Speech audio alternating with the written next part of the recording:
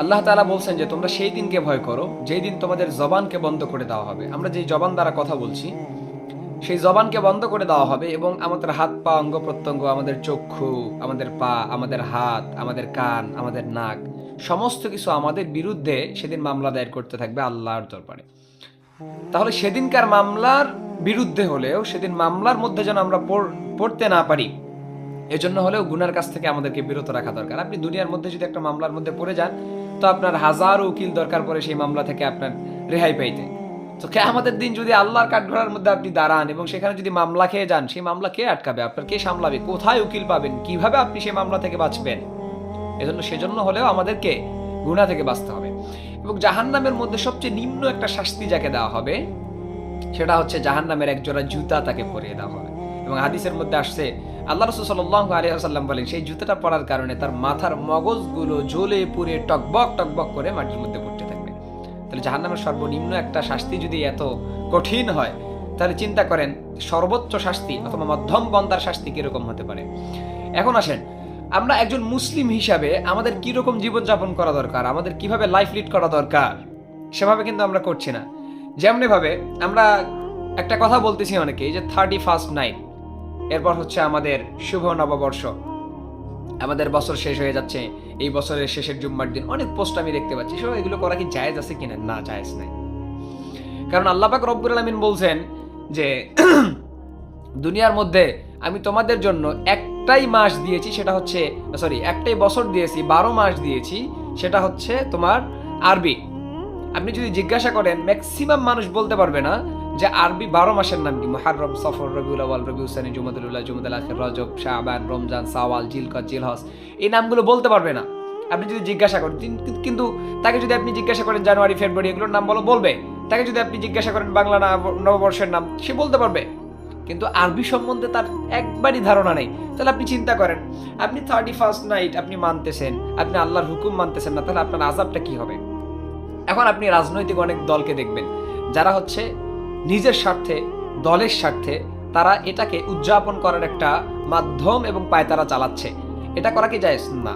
ইবনে কাইয়ুম রাহমাতুল্লাহি আলাইহি তার আহকামু আহলুজ জিম্মা এই কিতাবের প্রথম খণ্ডের 441 নম্বর পৃষ্ঠা, সঠিকটা আমার জানা নেই, বাট 441 নম্বর পৃষ্ঠা হতে পারে, তিনি এইখানে বলেন, আম্মা তাহনিয়াতু বিশাআইরিল কুফরিল মুখতাসসাতি বিহি ফাহারামুন বিইত্তিফাক। কোনো মতানৈক্য নেই, 4 মাযহাবের প্রত্যেক মাযহাব অনুযায়ী শুভ নববর্ষকে অর্থাৎ 31st নাইট এটাকে উদযাপন করা এবং এর প্রতি মানুষদেরকে উদ্বুদ্ধ করা, এটা হারাম হারাম হারাম। কিভাবে হারাম? বা ইত্তেফাক হারাম। ইমাম শাফি, আহমদ ইবনে হাম্বল, আবু হানিফা, আপনি যে ইমাম ক্ষেত্রেই যান না কেন, প্রত্যেক ইমামেই বলছেন এটা হারাম। তাহলে অশোভনীয় কোনো কাজ, ইসলাম বিরোধী কোনো কাজ আমাদেরকে করা যাবে না। এই রাতের মধ্যে আতশবাজি, ফটকা ফুটানো, ইভেন আপনার হচ্ছে খুব সুন্দর করে নাচানাচি করা, ড্যান্স করা, মেয়েদেরকে নিয়ে ঘোরাঘুরি করা, সব না যায়, সব হারাম। এটা আপনাকে মানতে হবে, এটা ইসলামের বিধান। আর আপনি মুসলিম হিসেবে যদি ইসলামের বিধান মানতে না পারেন, তাহলে আপনার চেয়ে ঘাড়তারা মানুষ দুনিয়ার মধ্যে আর কেউ নেই। আপনার মতো বেয়াদব কুলাঙ্গার সন্তান দুনিয়ার মধ্যে কেউ নেই, যদি আপনি ইসলামের কথাগুলো মানতে না পারেন।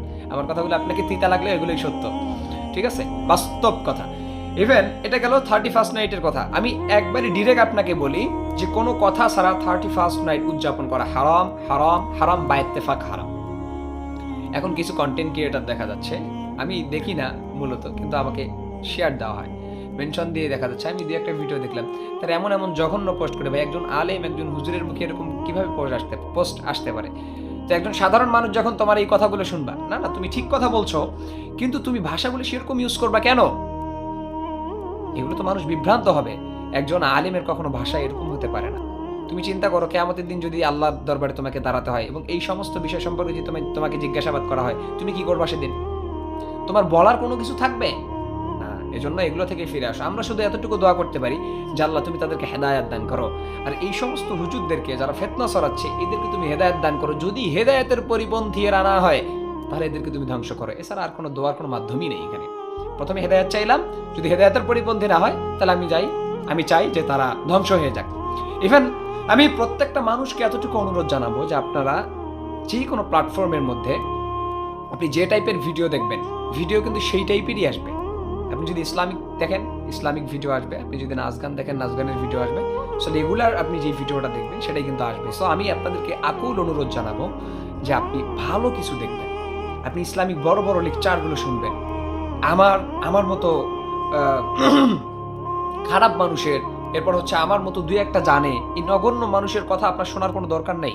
এগুলো আপনার সামনে কেন আসবে বারংবার? অথবা সেই সমস্ত সাপ্পিদের বক্তব্য আপনার সামনে কেন আসবে? তাদের কন্টেন্ট কেন আসবে আপনার সামনে? তাদের সেই ফাহেসা কথা কি কেন আসবে আপনার সামনে?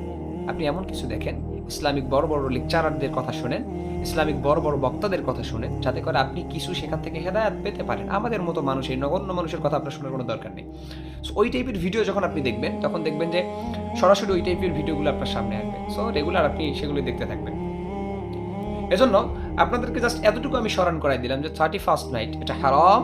আর আপনি যেই সমস্ত মানুষের এই সমস্ত এই ভিডিওগুলো বানায় তাদের ভিডিও দেখাও হারাম। কথা স্পষ্ট, এবং এগুলোর পিছনে কোনো দলিল লাগে না। 31st নাইট হারাম মানে হারাম স্পষ্ট হারাম। কারণ আল্লাহ পাক রব্বুল আলামিন বলছেন যে আমি আল্লাহ 12 মাসকে তোমাদের মধ্যে দিয়ে দিলাম। সেই 12 মাসটা হচ্ছে আরবি 12 মাস, এর বাইরে কোনো মাস নেই। এরা হচ্ছে ইংরেজদের রচিত একটা মাস, হচ্ছে ইংরেজি মাস, জানুয়ারি ফেব্রুয়ারি। কারণ আপনি আমাকে বলতে পারেন হুজুর আপনি কি মানেন না এটা? হ্যাঁ, আমিও মানি, কিন্তু আমি একটা হিসাব, যেহেতু বাঙালি জাতি, একটা হিসাব মেলানোর ক্ষেত্রে এটা আমি কাজে লাগাই। কিন্তু এই বলে যে আমি খ্রিস্টানদের মতবাদ সেগুলো মেনে নিব, আমি সেটাকে মানবো না। কারণ আমার পরিচয় মুসলিম, জাতি ধর্ম হিসাবে আমার পরিচয় মুসলিম, এবং দেশীয় হিসাবে আমার পরিচয় আমি বাংলাদেশী। সো আগে আমার জাতি, আমার ধর্ম, এগুলো হচ্ছে আগে, তারপরে আমি আমার দেশকে দেখব।